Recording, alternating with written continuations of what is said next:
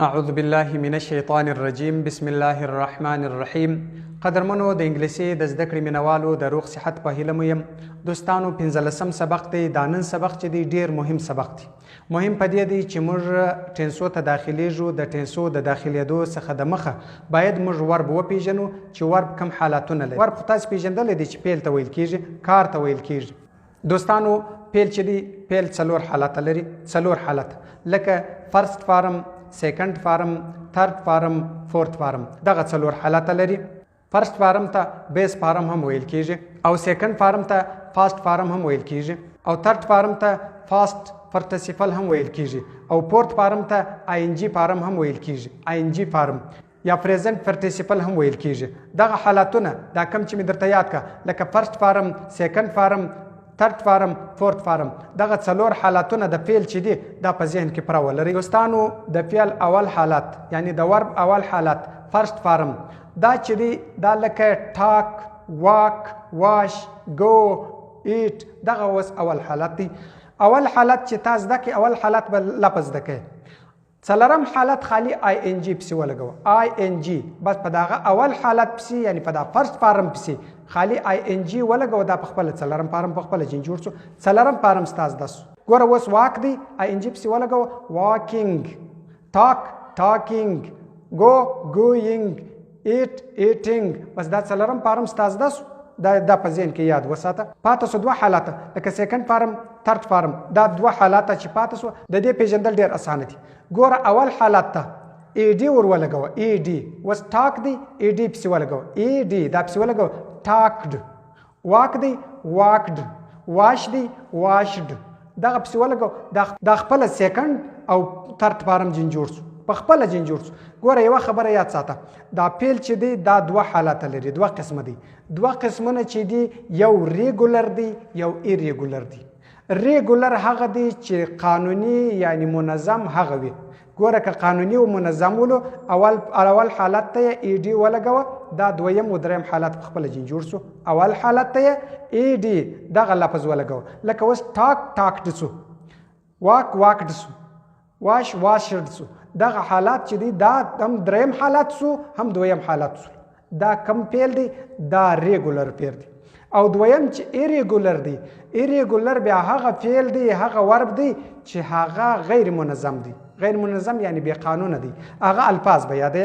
د هغه دپاره خو قانون نشته، د هغه دپاره به الفاظ یادوي. الفاظ خو به خامخا موږ یادوو. الفاظ خو ضروري دي، خو انګلیسي وایو. د انګلیسي دپاره به یو لفظ موږ زده کوو چې راسه، ولاړسه، واخه، وخوره، وچشه. دا کارونه به ته خپله زده کوې، دا الفاظ به زده کوې. نو دلته چې ته زده کوې په ریګولر او ایریګولر کې په دې کې فرق وکړه. ریګولر هغه دی چې منظم قانوني دی. اول لفظ دې زده کوي چې تا ټاک زده کوي. دویم په خپله ای ډي پسې ولګوه ستا زده سو. ټاکډ. دریم هم دغه دی ټاکډ.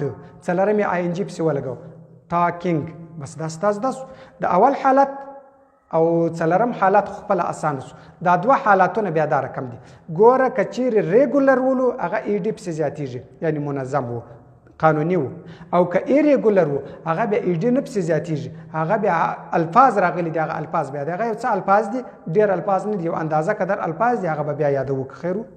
اوس حالتو ته ګوره. د ریګولر ده واک، واکډ، واکډ، واکینګ. ټاک، ټاکډ، ټاکډ، ټاکینګ. ګوره دا هرې ورته ګوره. واک اول فارم، واکډ دویم فارم، واکډ دریم فارم، واکینګ څلورم فارم. واش اول فارم، واشډ دویم فارم، واشډ دریم فارم، واشینګ څلورم فارم. واشینګ پرېمنځلو ته ویل کېږي واش. دا ریګولر الفاظ دي. دا بیا زه یو پروګرام درته ښیم، د هغه څه به بیا تاسې ورب راواړوئ. خالي وربز چې مې راواړوي هغه مکمل حالتونه درته ښیي. ایریګولر بیا لکه گو اول حالت یعنی فرست فارم دی. سیکنډ فارم یې چش راځي؟ وینټ، وینټ. او تھرد فارم یې چش راځي؟ ګون، ګون. دا تھرد فارم. څلورم فارم خو ستاسې زده و. فورت فارم خو ستاسې زده سولو. په اوله پلا ما در وښوی چې اول حالت ته خالي آی ان جي ور لګوه. آی ان جي ور ولګوه یعنی ګوینګ، ګوینګ. دا څلورم حالت شو. سپیک و سپیک اول حالت دی. سپیک هم خبرو کول ته ویل کېږي. ټاک خبرو کول ته ویل کېږي. سپیک هم خبرو کول ته ویل کېږي. دویم حالت یې سپوک. دریم حالت یې سپوکن. څلورم حالت یې یعنی څلورم آی ان جي فارم. هغه چې خالي آی ان جی پسې ولګو. سپیکینګ دا څلورم حالت شو. څلورم حالت یې سپیکینګ آی ان جی پسې ولګو. څلورم فارم ستاسو فل زده سو یعنی صرف آی ان جی او هغه حالات مې زده سو چې ریګولر دي هغه ای ډی پسې زیاته وه او هغه حالات مې زده سو چې ایریګولر دي. د ایریګولر دپاره به الفاظ زده کوو. اوس راځم د دغه څلورو قسمو د ورب دپاره د څلورو حالاتو دپاره زه تاسې ته ټینسونه درښیم یعنی چې کم حالات په کم ټینس کې استعمالیږي. دوستانو فرست فارم چې دی په دوو ټینسو کې استعمالیږي په دوو کې لکه سیمپل پریزنت ټینس سیمپل فیوچر ټینس. په دې دوه ټینسو کې چې دی هغه فرست فارم استعمالیږي دا د دې پیل دی. صحیح شو. او دویم فارم چې دی یعنی سیکنډ فارم دا په یوه ټینس کې استعمالیږي لکه سیمپل فاست ټینس. په سیمپل فاست ټینس کې دا استعمالیږي یعنی فاست خو ستاسو باید د تیرې زمانې ته ویل کېدل. او تھرډ فارم چې دی دا په درو ټینسو کې استعمالیږي لکه فاست پرفیکټ ټینس پریزنت پرفیکټ ټینس فیوچر پرفیکټ ټینس. په دا درو ټینسو کې تھرډ فارم استعمالیږي. دا خبره په یاد ساتئ. او څلورم فارم چې دی دا ټول په شپږ کانټینیوس ټینسو کې استعمالیږي چې هغه شپږ کانټینیوس ټینسونه وه ستاسو به په یاد وي. هغه لکه فاست کانټینیوس ټینس فاست پرفیکټ کانټینیوس ټینس پریزنت کانټینیوس ټینس پریزنت پرفیکټ کانټینیوس ټینس فیوچر کانټینیوس ټینس فیوچر پرفیکټ کانټینیوس ټینس. په دغه شپږو ټینسو کې بیا آی ان جی فارم یعنی دا څلورم فورت فارم چې دی دا په دغه شپږو ټینسو کې استعمالیږي. آی ان جی فارم دغه څلورم فارم دا په دغه شپږو ټینسو کې یعنی کانټینیوس ټینسو کې دا استعمالیږي. په دې به مې سر خلاص شوی وي. راتلونکي سبق کې به ستاسو دپاره بیا هېڅ مشکل نه وي. راتلونکي سبق به دونه درته اسانه چې زه درته وایم چې کانټینیوس ټینس دی تاسو ته به ور معلوم چې دا ورب دی. د ټولو کانټینیوس ټینسو چې شپږ ټینسه کانټینیوس دي شپږ ټینسه کانټینیوس ټینسونه دي شپږ. دغه شپږ کانټینیوس ټینسونه چې دي د دې ټولو دپاره دغه فورت فارم ورب دی. فورت فارم ورب د شپږ کانټینیوس ټینسو دپاره دی. په هر کانټینیوس ټینس کې کم ورب استعمالیږي چې آی ان جی پکښې وي. هغه ورب لکه اوس ګو دی ګوینګ به کې استعمالی په کانټینیوس ټینس کې. ایټ دی ایټینګ به استعمالی ټاک دی ټاکینګ به استعمالی واک دی واکینګ به استعمالی واش دی واشینګ به استعمالی. ګوره دا څلورم فارم ورب دا په چا کې استعمالی په کانټینیوس ټینس کې به استعمالی.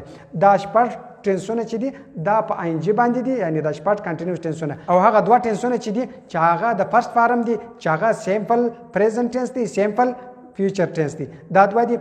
او دویم فارم والا چې دی هغه سیمپل فاست ټینس دی.